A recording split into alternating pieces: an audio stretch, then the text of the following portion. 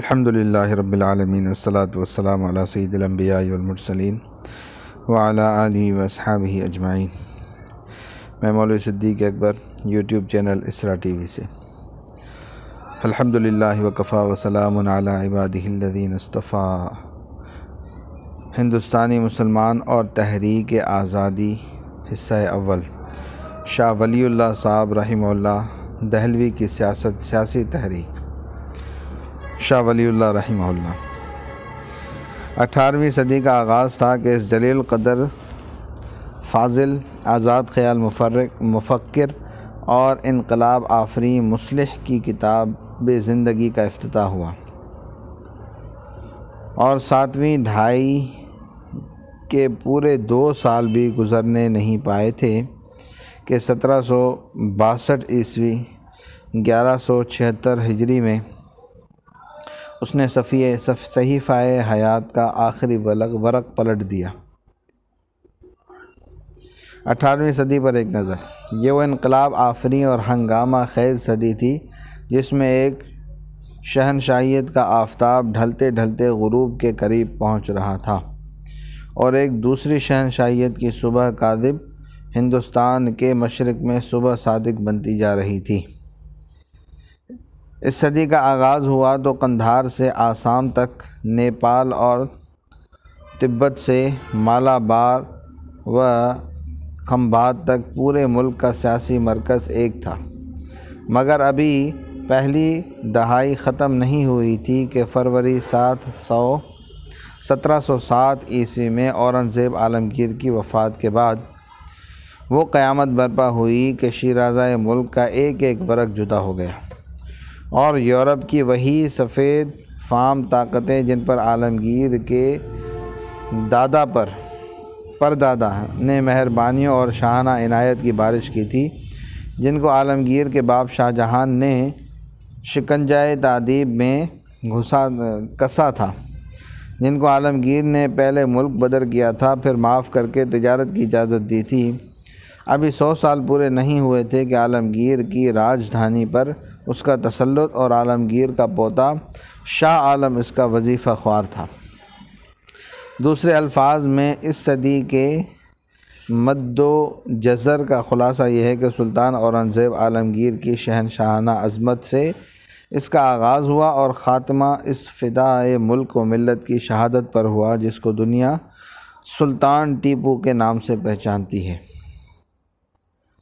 جس کے خون شہادت میں لتھڑے ہوئے جنازے کو دیکھ کر انگریز فاتح کی زبان سے بے ساختہ پکار اٹھی، آج ہندوستان ہمارا ہے۔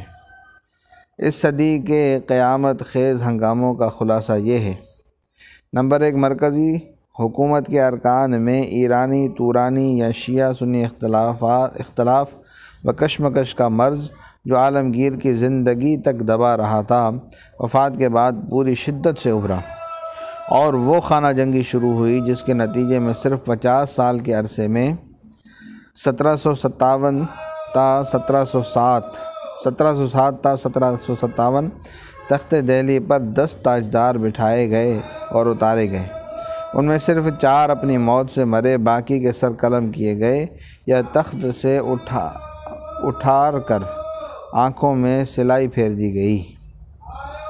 نمبر 2، صوبوں کے گورنر خود مختار ہو گئے، اور مغل شہنشاہ ایک دعا گو مرشد بن کر رہ گئے۔ جنوبی ہند میں مرہٹوں کی طاقت ایک مستقل طاقت بن گئی۔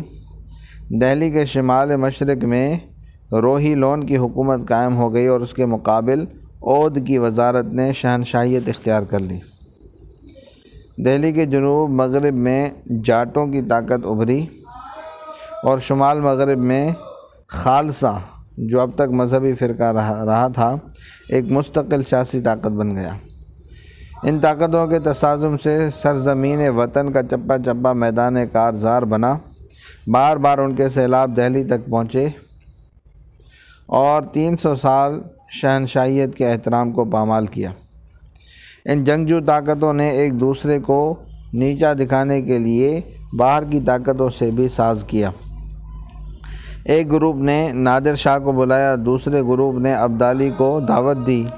نوعیت میں کسی قدر فرق رہا، مگر وطن اور اہل وطن کو نقصان پہنچانے میں دونوں ایک دوسرے سے بڑے رہے۔ یہ حال ان طاقتوں کا تھا جن کا مرکز ہندوستان یا ایران و افغانستان تھا، یا جو پایۂ تخت دہلی سے قریب کا تعلق رکھنے والی تھی۔ باقی رہیں یورپ کی وہ سفید فام طاقتیں جو ہندوستان کے ساحلی علاقوں میں قدم جما چکی تھی۔ وہ اگرچہ آپس میں ایک دوسرے کی حریف ہو گئی تھیں، مگر ہندوستان کی خانہ جنگی سے فائدہ اٹھانے میں سب شریک تھیں۔ بالخصوص ایسٹ انڈیا کمپنی کے ذمہ داروں نے تمام یورپین ساتھیوں سے آگے بڑھ کر اس خانہ جنگی سے وہ فائدہ زیادہ سے زیادہ حاصل کیا جو ایک بیدار مغز چست و چالاک حریف ایسے موقع سے حاصل کر سکتا ہے۔ اس نے بنگال میں اپنی فوجی طاقت بڑھانی شروع کر دی۔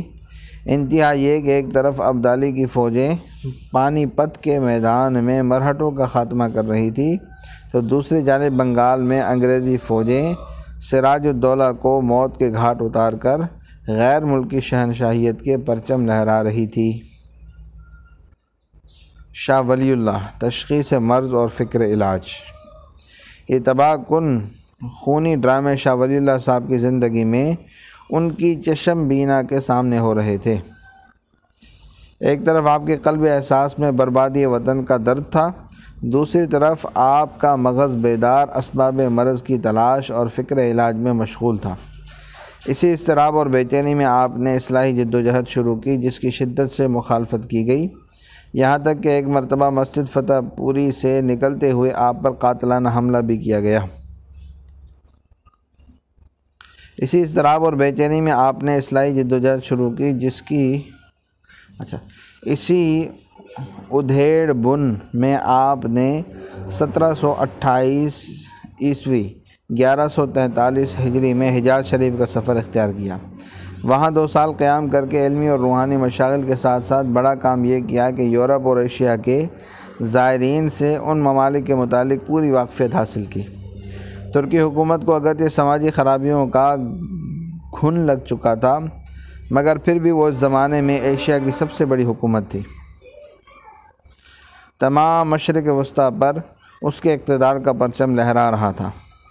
بحر عرب میں عدن تک اس کا قبضہ تھا، اور یورپ افریقہ کے بھی بہت سے حصے اس کے زیر اقتدار تھے۔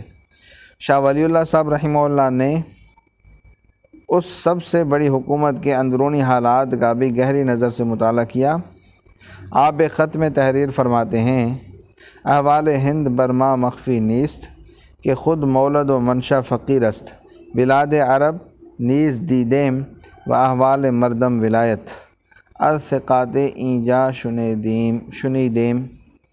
ان تمام ممالک کے حالات کا جائزہ لینے کے بعد آپ کے گہرے سوچ و بچار اور اعلیٰ تدبر نے فیصلہ کیا کہ جو کچھ سماجی، معاشی یا اقتصادی تباہیاں اس وقت موجود ہیں، ان کا اصل سبب ملوکیت اور شہنشاہیت ہے۔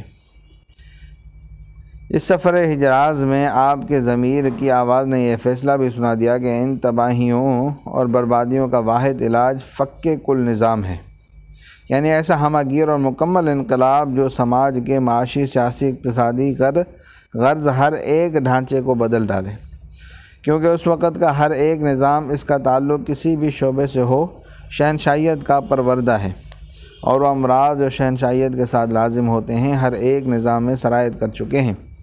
بس کوئی اصلاح اس کے بغیر ممکن نہیں کہ ہر ایک نظام کہنا کو منہدم کر کے اس کی جگہ نظام نو تعمیر کیا جائے۔ یہی ہے فک کل نظام۔ انقلاب کا طریقہ۔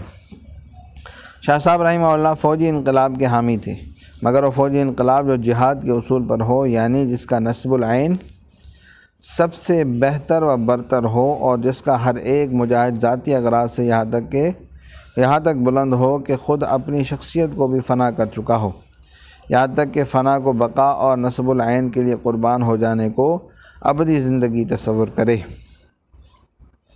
ایسا انقلاب پیشہ ور سپاہیوں کے ذریعے نہیں ہو سکتا، بلکہ ان رضاکاروں کے ذریعے ہو سکتا ہے جن کی تربیت خاص طور پر کی گئی ہو، جو نصب العین کو سمجھیں اور اصلاحی نظریات پر پہلے اپنے آپ کو ہموار کریں، اس کے بعد ان کو کامیاب بنانے کے لیے قربان ہو جانا اپنی زندگی کا آخری مقصود بنا لیں۔ وصلی اللہ تعالیٰ علی حبیب سیدنا محمد وعلی آلہ و اصحابہ اجمعین۔ برحمتک یا ارحم الراحمین۔